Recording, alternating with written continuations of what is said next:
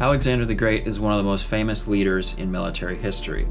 He lived from 356 to 324 BC, and his life had lasting effects on the ancient world.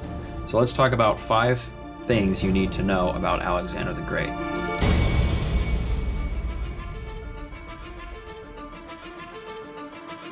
The first thing is that his history is widely disputed. First of all, there are not very many primary sources to draw from, and what sources there are the legitimacy of them is questioned, and there's a lot of bias in them. Some claim that Alexander was a worthy ruler and that he deserved all the praise given to him, while others say that he was kind of a mindless tyrant bent on personal gain. The second thing that is important to know about Alexander is that he was driven by what is called Pothos. And Pothos essentially means yearning, and in Alexander's case, a yearning for conquest, a yearning to go farther than others before him had gone. He conquered Persia, he later conquered India, but I think one of the best demonstrations of this yearning and this uncanny ability to go forward is in the ancient city of Tyre, which originally was on an island, but in Alexander's sieging of the city, he had to build pretty much a dam to go out to the city, and that dam actually remains to this day. The island and the mainland kind of fused together as a result of that. So the third important thing about Alexander is that he defeated Persia.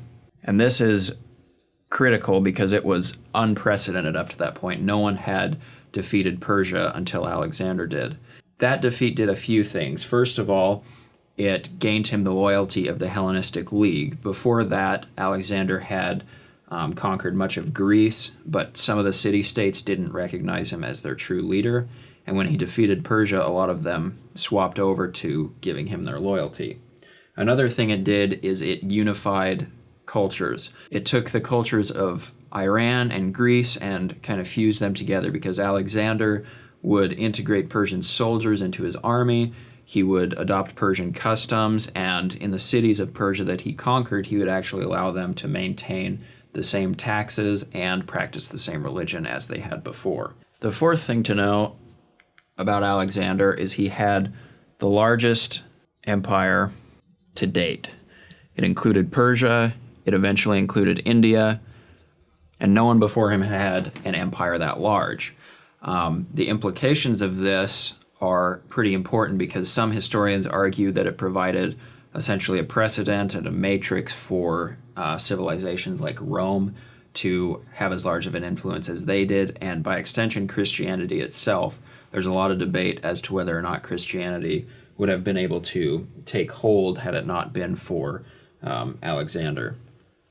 Another thing that it did was it unified a lot of cultures. We mentioned before that Alexander unified much of Persia and Greece by integrating them into his armies and adopting some of their customs.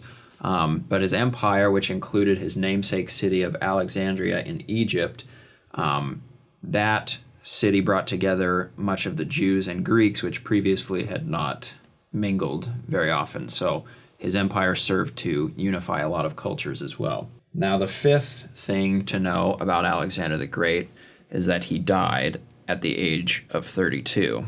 Now, even in the ancient world, this is considered pretty young, and the causes of his death are among the most widely debated aspects of his life. Some people say that he died of fever. Some people say he was poisoned in a plot to overthrow him. Some say that he died due to his excessive alcohol consumption. The important thing is that he did die, though, and he didn't have an heir to pass the empire to. This was a problem because the generals, after Alexander died, figured they'd just split the empire amongst themselves, thus dissolving all of the work that he had done for Macedon.